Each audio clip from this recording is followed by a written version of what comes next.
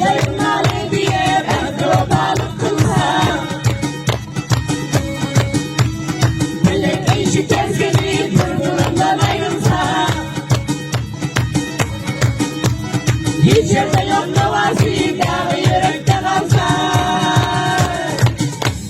geceler ruhlarım hep yardan ayrılan benden, geceler ruhlarım hep yardan ayrılan benden, benden yoktu derman yardan ayrılan benden, 15-16 yaşa günde geçilen benden.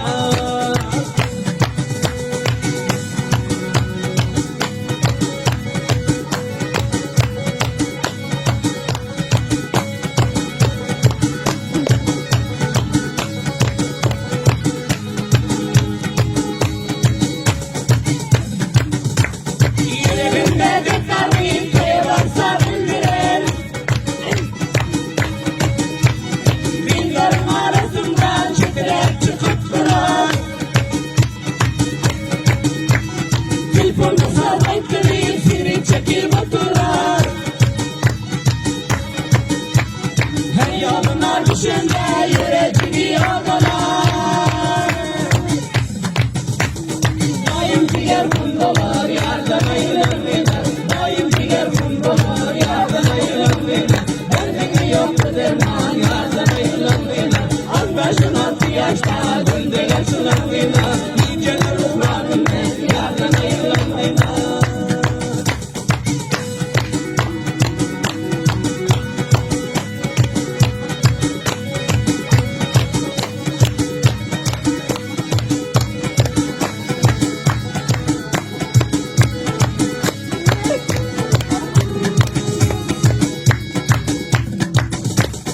Müzik bir dünyada hiç anladım bilemiyor.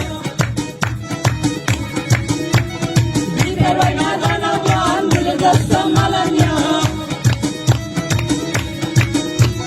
Gözüm kuyur da senin gel desem bilemiyor.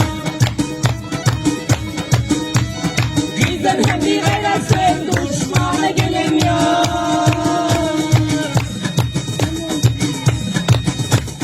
Yürek var yardan ayrılan beyler, yürek var yardan ayrılan beyler, 15-16 yaşta günde geçilen beyler, amanlar korkma bu dünya yalan beyler, her toyda taze koynak yemek bol olan beyler, bekleşer yarı bilen mubaylanan beyler, derdine yoktur derman yardan ayrılan beyler, genceler ruhlarım ben yardan ayrılan beyler, daim diğer kumru